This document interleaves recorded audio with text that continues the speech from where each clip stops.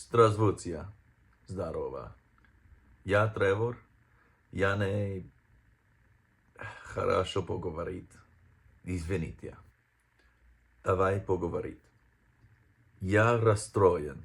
Русский язык сложный. Мне не с кем поговорить по-русски.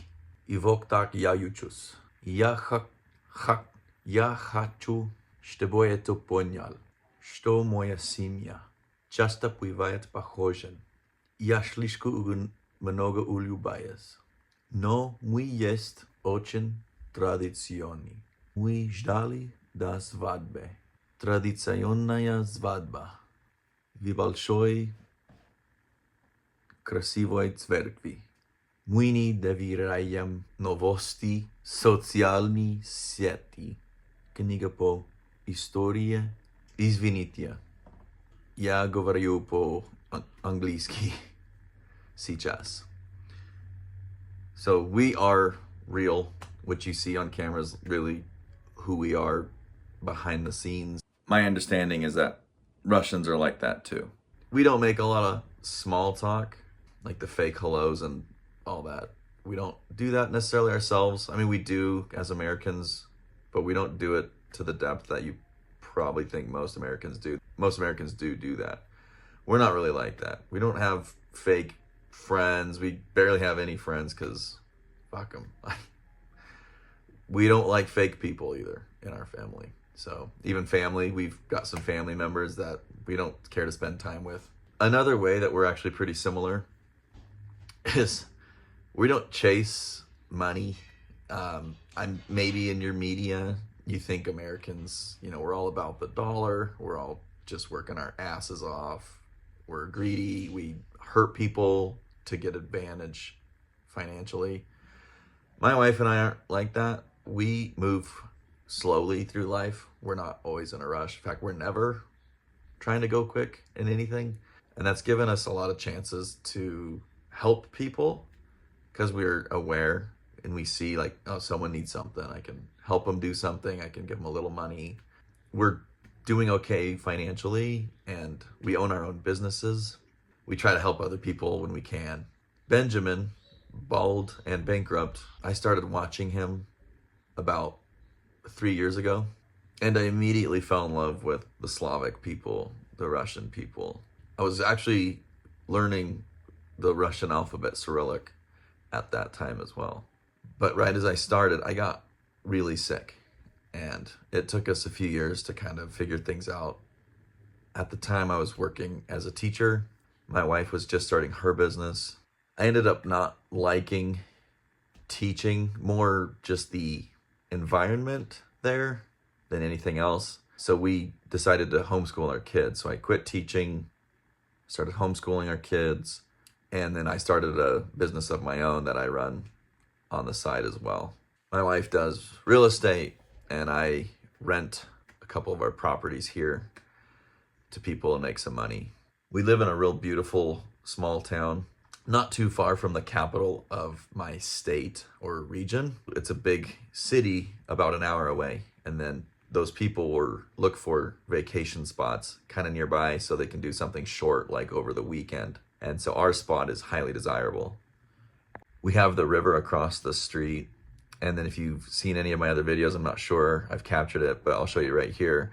We have a creek on our property actually that goes down, crosses under the road where, by our house here, and goes to the river. So you can see our little creek.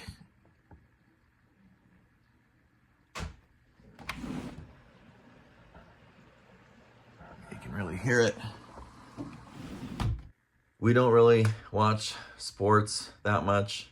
I played soccer in Hawaii at my university, but I don't even really watch football either because I don't know, it's kind of rigged and I think it's over commercialized to say the least. Another way we're similar, I think, is that we live by being debt free as best as we can. We still are working on our mortgage for our house, but other than that, we don't live on credit cards and that like consumerism mentality that I talked about in my first video. That's kind of a big problem in our country, as you might see and criticize us for. And you're right. I see it with some of our family and friends too. They just buy a whole bunch of things because commercials and media tell them, oh, you need this and this and this, and they sell it on a need as convenience.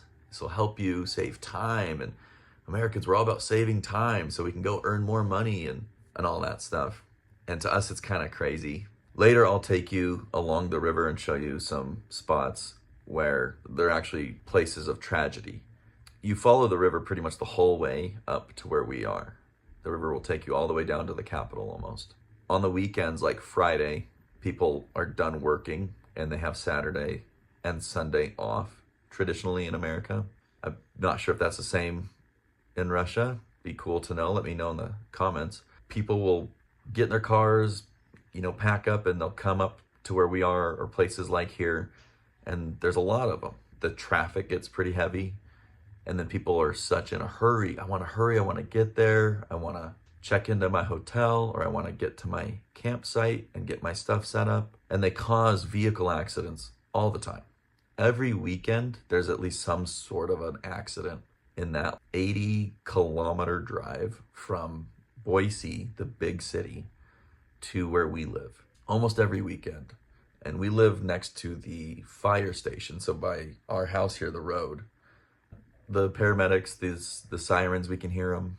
And they're going by multiple times every weekend, sometimes during the work week, mostly for vehicle accidents. And oftentimes vehicles end up in the river. In fact, we had a friend lose her brother in the water, and they couldn't find him. They found the vehicle, but they couldn't find him. They asked if people would help people that had skills in diving in water to help find the body, to recover it, so they could, just give him a proper burial. And so I helped do that. I used to dive in Hawaii a lot. So I got my gear and I spent a couple days trying to help search for him. And I didn't find him, but someone did eventually find him, and that gave closure to my friend and her family. The beautiful thing about our small town, to me, and similar to Russians, I feel, to maybe those rural areas in Russia, from what I've seen, we're a little slower paced too. We go to the store, we don't have everything either. If there's something I'm looking to eat or a tool I need, sometimes we just do without, and I have to make it, or I have to change my plans. I have to cook something different. And that's been really good for us, in the sense that we're not getting what we want when we want every time. It teaches us patience, and I think that's a good thing. A big thing you might see with a lot of Americans is we're narrow-minded. We only think one way, the American way, if you will, and we're selfish, and we only see what we need and impose that onto others. My family and my wife and I, we're teaching our kids, we're not that way. I was raised with different peoples from different cultures, very different cultures. My mom, her sister married a man from Tonga, which is kind of similar to Hawaii.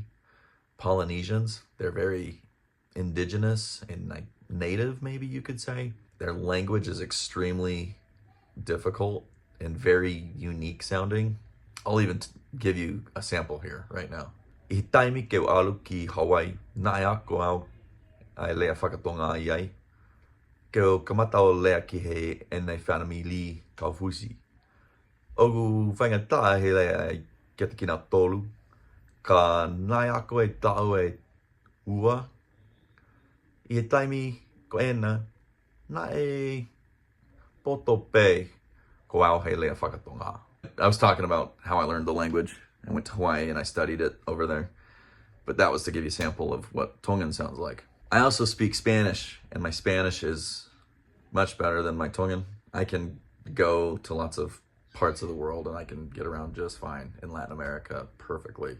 I'm not a person that brags by any means. That's not who I am. But I will say, in my interactions with people, Spanish speakers, they always seem to tell me, or very often I should say, I don't want to be over exaggerative, but they seem to tell me very frequently, Trevor, you speak very good Spanish. I'm very grateful they'll share that with me because I struggle with confidence in languages.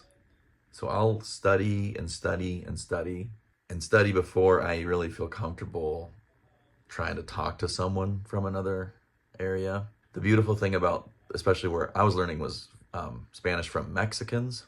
The beautiful thing about them that I think I've seen with Russians too is that you guys are similar. Like if someone speaks just a little bit of your language, like, you know, Russian, or you speak a little Spanish, like especially like Mexican Spanish, you guys just love that.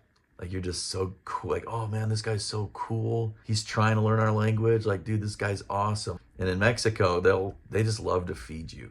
And I grew up with Tongan cousins, and that's their culture too. Like if we're friends, you come over to my house, like I'm gonna feed you. And I'm not gonna give you a chance to say no. We don't do that. You do not refuse food at my house. That's how I was raised. We take our shoes off at the door. That's also very Polynesian from the Pacific Islands. We do that too. And then we invite you over and we feed you.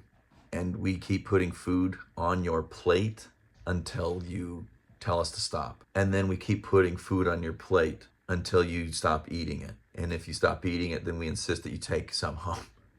I wanted to apologize too. I don't mean to offend anybody. I've been using some vulgarities, some naughty words in Russian, and I don't want to offend you. If that offends you, let me know in the comments. My understanding is that most Russians might just think it's funny.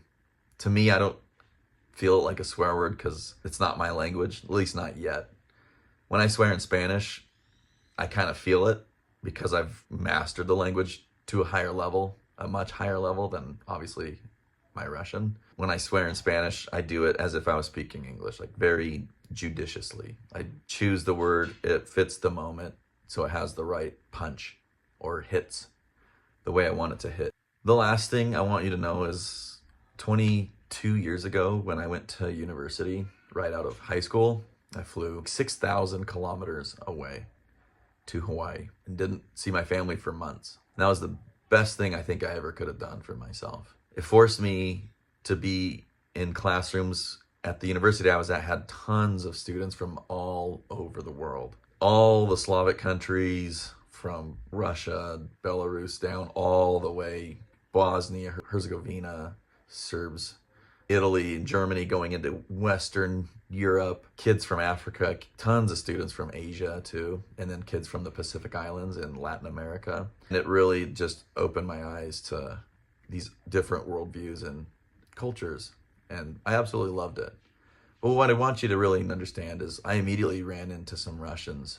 There's a term in English that it's called real recognizes real, and it's kind of slang, and what it kind of means is someone who's just like straight up is a real person, like just who they are is what you see is what you get. Who they say they are is really who they are. You recognize and see that in someone that's the same way. And I think Russians are like that, because that's when these friends I met, these guys from Russia, they were like that. They were just like, no bullshit. This is who I am, take it or leave it. And that's how I was. And we immediately just clicked. And it didn't hurt that like I loved, football too. Like we played football together a lot. It was just a blast. And I assumed every Russian was like that. Just real recognizes real. They're just, what you see is what you get. I apologize. Izvinitia. My Russian, I'm really slow. I'm just not fast at it. It's not my age either. I've always been slow at learning languages. The cool thing though with me that's I think different than other people, some people grab languages and they're so good and they're so fast, and I'm like, wow, that's incredible. I don't forget it. So I have about 200 to 300 words in Russian that I don't even review. I haven't reviewed them in like a few weeks, and I still have them like that. I don't usually have to think about them too much either. Like, oh, what's the word for that? That does happen. That will happen, but that doesn't happen too often. Usually I can just recall it just like that without refreshing and reviewing. So once I get something, it's like permanently here. Have some patience with me. It's going to take me years, I fear, because I don't have someone here to visit with. And Omegle and those other apps, I don't know where to find people that would just let me try to talk a little bit with Russian. I'm also really kind of scared, like nervous. My Russian's pretty bad, I know, and I respect that, and I don't want to offend you by speaking it improperly or poorly. I think a respectful thing to do is to do your best. And I am doing that. It just may not look like that because I'm not that good, but I am trying. Anyway, thank you for watching. I genuinely am excited to see where this goes. I'm excited to have anybody comment or try to communicate with me in any way and ask me any questions, give me ideas of what I could do to be better, give me ideas of things to talk about with you, things you'd like to see. It's winter here. We usually have a bunch of snow. We don't have any snow this year, so it's kind of weird. I'll hopefully be showing you what it's like in the winter and then spring, and then our summers are quite beautiful here too. I just love it. And anyways, we'll talk soon.